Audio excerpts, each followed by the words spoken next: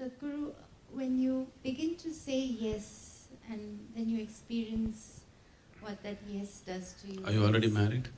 Yes. Okay, then it's safe, Tell me. And there is this exuberance, it's like you're melting.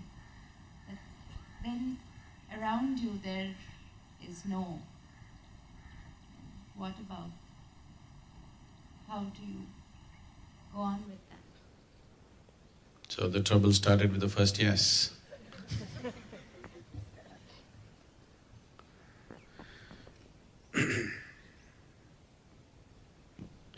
So, you're being exuberant, your family is not cooperating, the world around you is not cooperating.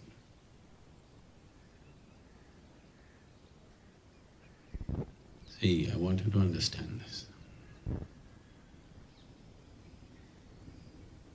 The more lonely you feel, the more depressed you feel, the more the need for having company, isn't it? Yes? The more joyful you become, the more exuberant you become, the less and less you need company. So when you're alone, if you feel lonely, that means obviously you're in bad company.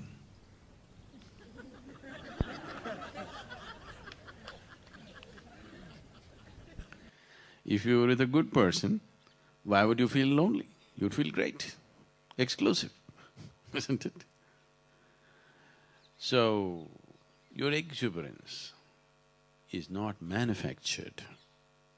If it is manufactured, yes, you need company.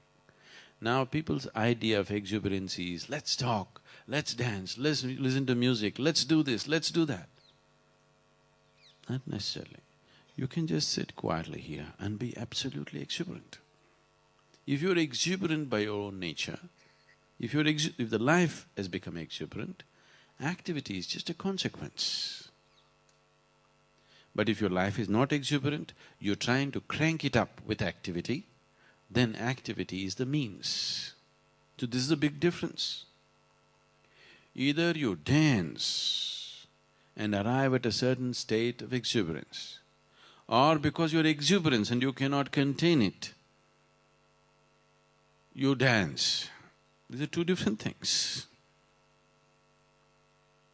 Either because you're happy, you burst out into laughter, or somebody told you every day in the morning if you laugh and laugh and laugh, one day you will become happy.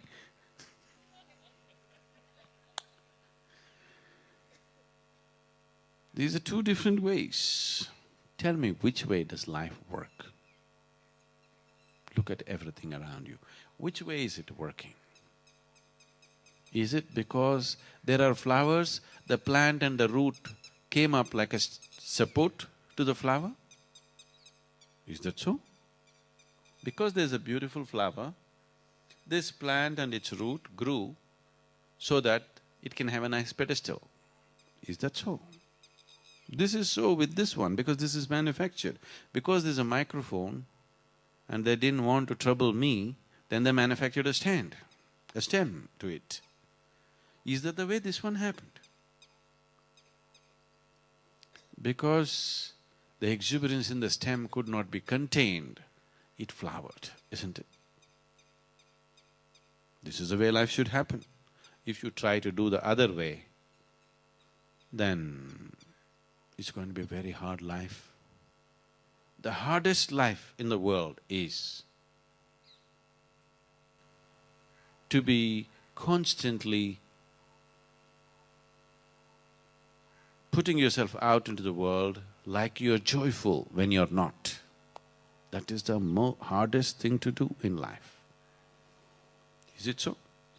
When you're not happy, to show everybody that you're happy, it costs phenomenal amount of life, isn't it? Have you noticed this? Some people are there, when they're happy, when they're not happy, they're not happy, they just show it to everybody, the whole world knows their thing. Their act of life, everybody knows. Some people manage all the time, but it takes phenomenal amount of energy to keep it up like that. You will grow diseases in your body, I'm telling you. You will grow lumps and tumors in your body if you try to constantly put on an act. This is happening all over the world.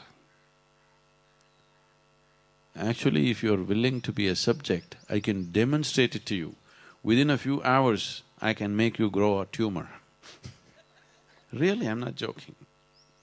If you make your mind in a certain way, you will do that. Only saving grace for you is, you never do anything steadily, you're off and on, off and on, off and on. Your joy is off and on, your misery is off and on, never on. If you become utterly miserable, you will see the consequence of it. If you become utterly joyful, you'll see the consequence of it. If you become utterly angry, you'll see the consequence of it. You don't see the consequence of anything because you're always off and on, off and on, off and on. People ask me, Sadhguru, what kind of attitude and emotion? I said, damn thing, any damn thing is okay. You want to be angry? Be angry, 24 hours, non-stop. You will get realized. I'm not joking. You like love? Be loving 24 hours, you will get realized. You want to be depressed? Depression, no, that's not an attitude, that's a pathological problem. It'll make you sink elsewhere. Anything else, just keep it on for 24 hours, you will come to a certain realization. But nothing is there. We were also singing that. Nischala tattvam, jivan mukti, that's all it takes. You keep changing the direction and the course of your journey, how will you go anywhere? You will end up in circles. Which way you want to go, I am not deciding. Go wherever you want to go, but steadily. Not every day altering it, altering it, altering it. Everything, every cell, every atom in the existence can be a doorway to the beyond if you go steadily at it. But the problem is people keep shifting and shifting and shifting. And that's the biggest problem with today's world, like never before. People think it's a virtue for them to say, our attention spans are very short. They think they've progressed.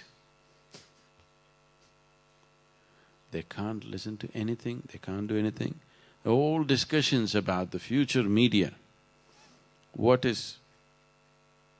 in India, a cinema means 4.5 hours at one time. They cut it down to 3 hours. Now most of the Western films are 90 minutes. Now because people want to watch movies, it'll happen in a year's time or so, movies will come on your cell phone. Obviously you can't do this for 1.5 hours. So movies, stories are being told in 3 to 10 minutes. A 10-minute movie, cinema is over. The same nonsense, you could have done it in 10 minutes, so why were you wasting our time for 3 hours? But that's how it is, that's the whole thing. Now you can watch every cinema in the world because it's only 3 minutes. The real long ones are 4.5 minutes. And they're telling the whole story in a 30-second advertisement, aren't they?